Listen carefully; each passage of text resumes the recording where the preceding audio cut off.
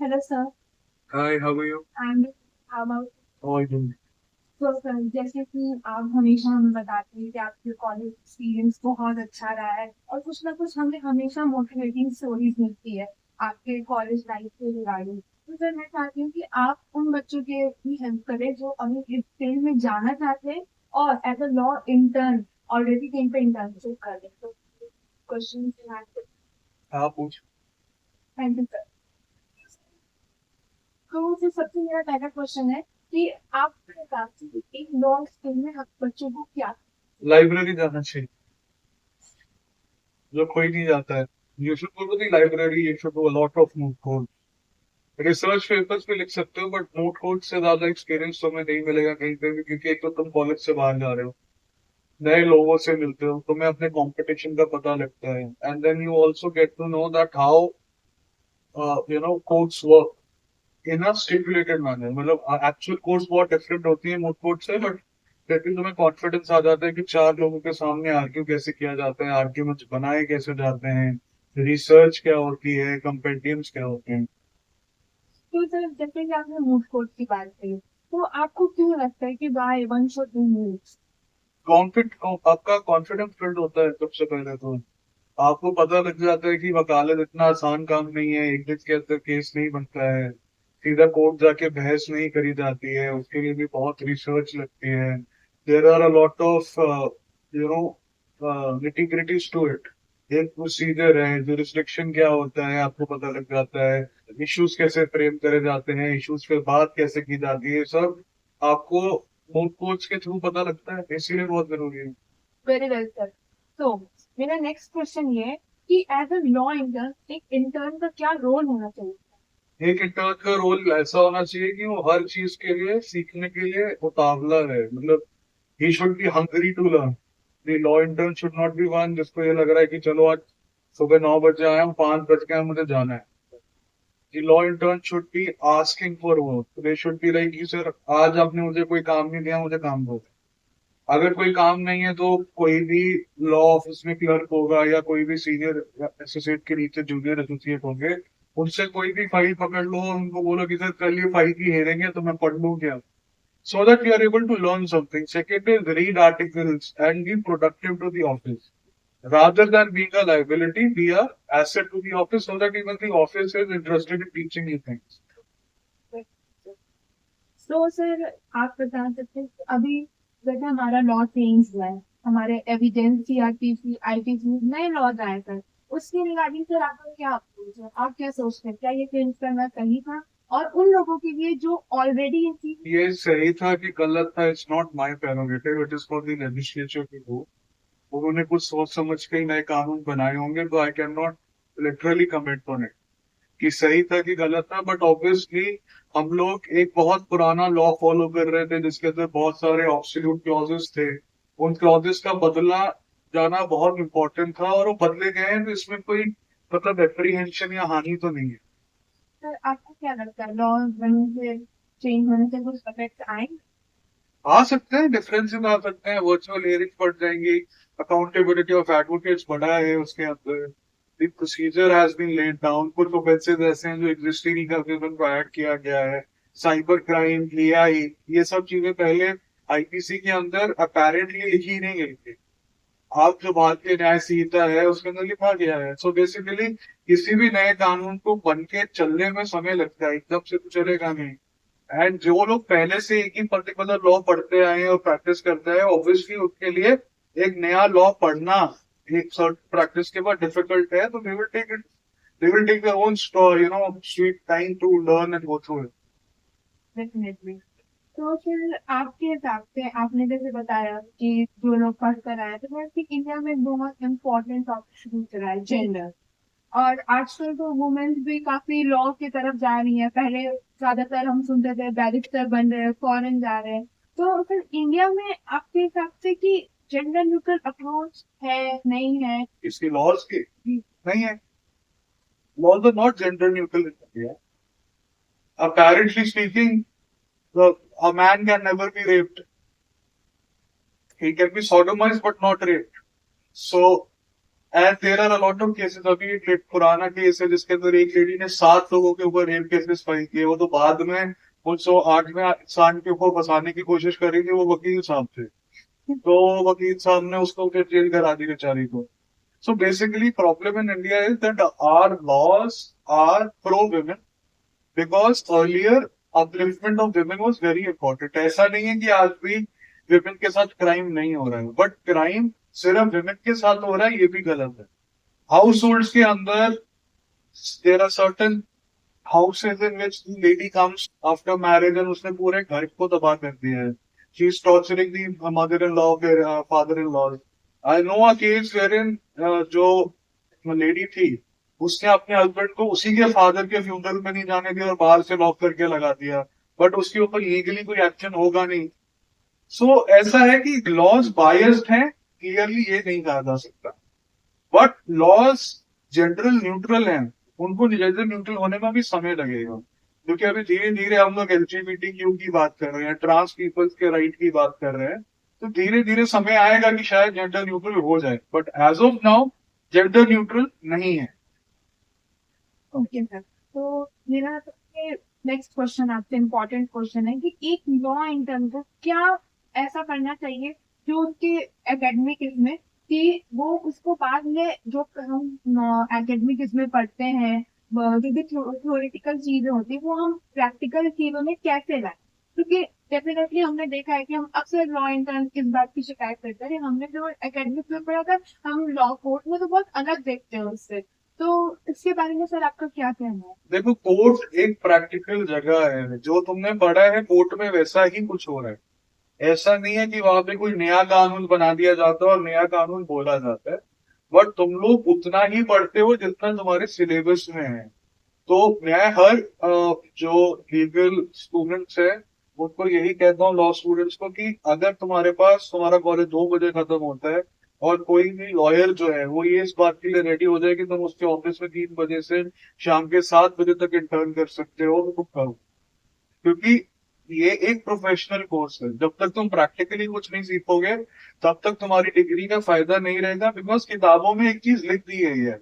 अब सीपीसी जो है वो एक ऐसा सब्जेक्ट है, जब तक तुम उसको प्रैक्टिस में नहीं करोगे तुम्हें जर्नली समझ नहीं आएगा। सीपीसी थ्योरेटिकली बहुत कंफ्यूजिंग लगता है कि सेक्शंस अलग हैं, ऑर्डर्स अलग है, रूल्स अलग है, कैसे पढ़ेंगे।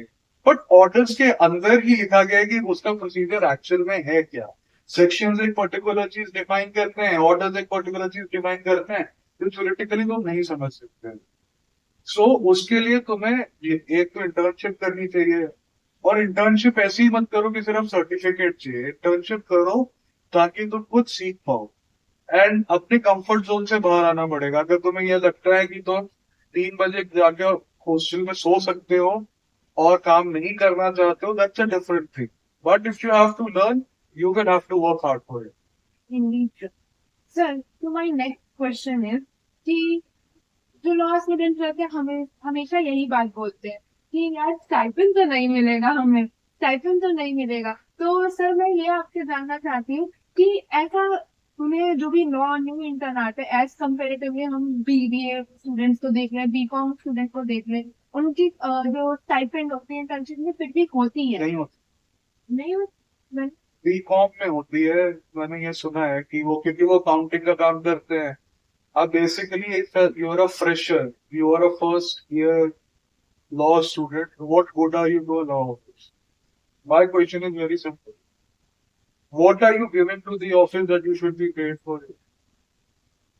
मतलब बेसिकली अगर तुम प्रोडक्टिव हो, ऐसा नहीं है कि लॉ इंटर्न्स को सैलरीज नहीं दी जाती हैं। जो law intern long term internships करते हैं उनको वकील सैलरी देना शुरू कर देते, सैलरी नहीं कह सकते उसको, एक स्टाइपेंड या जेब खर्चा देना शुरू कर देते हैं। ऐसा नहीं है कि नहीं देते हैं, बट अगर तुम ये सोच रहे हो तुम 1 महीने के लिए आ रहे हो एंड तुम्हें स्टाइपेंड मिलेगा for what? I mean, what is the addition to the office that you're doing? What is it that you're giving back to the office? Rather, जो वो लॉ ऑफिस है वो तुम्हें अपनी इंटेलेक्चुअल प्रॉपर्टी दे रहा है, वो तुम्हें सिखा रहा है। ट्यूशन पढ़ने के पैसे दिए नहीं जाते ना, लिए जाते हैं। तो बेसिकली ऐसा नहीं है कि मैं ये नहीं कह रहा हूँ कि वकीलों को पैसे लेना चाहिए बच्चों को इंटर्न कराने के लिए। What I am saying is कि अभी जब तुमको सीख जाओगे, जनरली जो 4th ईयर के अंदर 5th ईयर के अंदर इंटर्न होते हैं उनको स्टाइपेंड्स दिए जाते हैं because they are regular, they are able to assist in courts also, they are able to do filing, they are able to go to the court with the lawyer, juniors को assist कर सकते हैं, clerical staff को assist कर सकते हैं. I mean you can not be paid just because you are an intern. You have to be paid for a skill that you own. If you do not have a skill, you will not be paid. Not only in this profession. Exactly. मतलब doctors हैं, doctors भी अपनी internship करते हैं, उनको भी एक बहुत छोटा स्टाइपेंड मिलता है. वो भी इसलिए मिलता है क्योंकि वो 24 घंटे वहां ग्लूकोज को लगा रहे हैं ना, किसी को किसी का टेम्परेचर तो चेक कर रहे हैं ना. यहाँ पे अगर आप जा रहे हो इंटर्नशिप करते हैं, फर्स्ट टाइम आपकी इंटर्नशिप है, आप फर्स्ट सेकेंड ईयर के बच्चे हो, आपको ये तो डिफरेंस पता नहीं है अभी कि प्लेट क्या होता है, सूट क्या होता है. आपको ये डिफरेंस नहीं पता कि सीआरपीसी कहाँ लगेगा, सीपीसी कहाँ लगेगा. तो what should you be paid for? And I intern for approximately 2.5 years without being paid, travelling for approximately 60 kilometre 70 kilometre. मैं जीडी गोइंका में पढ़ता था, वहां से सुंदरनगर जाता था. ठीक है, I didn't ask for money that particular point of time because I learn with there. No, I rather feel that I am obliged to that individual कि उसने मेरे जैसे बच्चे को उस टाइम पे रखा. And I learned there. What was I? I was a raw individual who knew nothing about law. Even if you're the class topper, you do not know the nitty-gritties of law. You have to learn them from someone. That is what internships are for. Sir आज के time पे हम अक्सर देखते हैं कि बच्चे law तो नहीं लेते हैं, लेकिन फिर वो कंफ्यूज होते हैं कि बेसिक में जाना है या आईटीआर में जाऊं, कॉर्पोरेट में जाऊं, जुडिशरी में जाऊं, क्योंकि लॉ में बहुत डाइवर्जन है.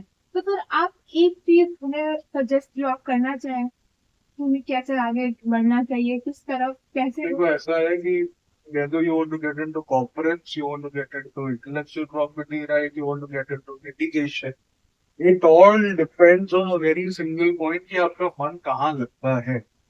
अब कोई बच्चा ऐसा होगा उसको कॉर्पोरेट में मन ही नहीं लगेगा, उसको लगता होगा सेम कॉन्ट्रैक्ट की रिव्यू कर रहा हूँ मैं सारा दिन.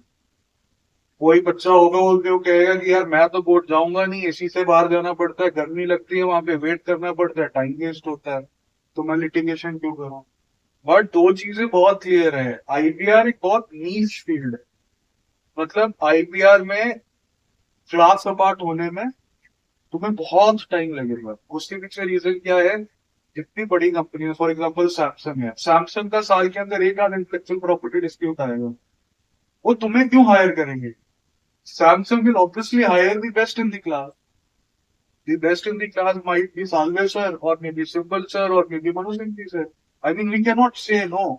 मतलब अगर तुम उस लेवल पे सोच रहे हो तो तुम्हें उस लेवल तक पहुंचने में भी टाइम लगेगा.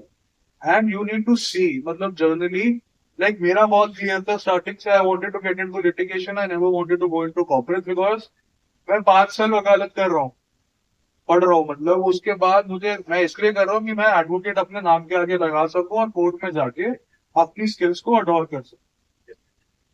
कॉर्पोरेट्स में जाके मेरा लाइसेंस सस्पेंड हो जाएगा because I can not be a practising lawyer then. So you need to understand the nitty gritties of it, और आप एंजॉय क्या कर रहे हो. क्योंकि जितने कॉर्पोरेट्स हैं उनके केसेस भी कोई लिटिगेटिंग लॉयर ही लड़ता है. एंड जर्नली जो लिटिगेटिंग लॉयर्स होते हैं वो नेगोशिएशन कर लेते हैं, मीडिएशन भी कर लेते हैं, बिकॉज वो इतने केसेस देख चुके होते हैं, तो आइडियाज होता है. बट हाँ, कॉर्पोरेट्स में बहुत स्पेसिफिक चीजें भी है, स्पेशलाइजेशन भी है, तो अब तुम्हें समझना पड़ेगा कि तुम्हारा इंटरेस्ट कहाँ है, फिर डिसाइड करो. Indeed sir. तो सर मैं, मेरा नेक्स्ट क्वेश्चन है आपसे कि सर आप कुछ की पॉइंट सजेस्ट करें हमारे लॉ स्टूडेंट को, जिससे उनके लिए एक तो इंटर्नशिप में भी इजी हो जाए, दूसरा वो एकेडमिक्स में भी उन्हें हेल्पफुल हो. देखो एकेडमिक्स का तो मुझे पता नहीं, बिकॉज लॉ में फेल तो कोई कोई होता होगा. Law is a subject in which very few people will fail. It is very easy to get a law degree but very difficult to be a lawyer. तो अकेडमिक्स तो ऐसा है कि अकेडमिक्स में क्या है, मतलब चाहे तुम टॉप कर जाओ, that is not a licence that you will be a very good lawyer. Neither that is a licence that you will get a placement. Internships में हेल्प करने का ये है, एक तो अपनी अप्रोच सही रखो. Approach the firm in a good manner. Don't approach की एकदम से कहीं से नंबर दिया और फोन कर दिया मुझे इंटर्नशिप चाहिए, which is a very common approach that people do. Google से नंबर निकालते हैं, मुझे इंटर्नशिप चाहिए. Nobody is free to entertain a call which is not going to help anyone. Second is in internships, make sure you are making your own diary. उस diary में ये लिखो कि तुमने आज क्या सीखा, तुमने कौन सा नया केस लॉ पढ़ा, और उन केस लॉस की एक लिस्ट बनाते जाओ जो तो 5 साल में पढ़ते हो, 3 साल में पढ़ते हो। उससे क्या होगा कि तुम्हारा एक अपना कंपेंडियम ऑफ केसेस बन जाएगा पर्टिकुलर चीजों के लिए। So you will be able to represent yourself in a good man. Second is, जिस काम से हर कोई भाग रहा हो वो काम पकड़ लो। जैसे अगर तुम्हारा जो सीनियर है ऑफिस में, उसने बोला जाओ फाइलिंग करके आओ, अगर सब मना कर रहे हैं तो बोलो मैं करके आऊंगा या करके आऊंगी। उससे क्या होगा कि तुम्हें प्रैक्टिकलिटी पता लग जाएगी। डेट पता करने जाना है, अपेयरेंस स्लिप लिखनी है, वो सब में सबसे आगे रहो। ये प्रैक्टिकल्स है जो तुम्हें जर्नली समझ नहीं आएंगे। Okay, then, sir, one last message to all the law students and the law interns out there. Message तो सिंपल है, जुनून जज्बा जुगाड़, give your best and go forward with it. Thank you so much, sir. Thank you.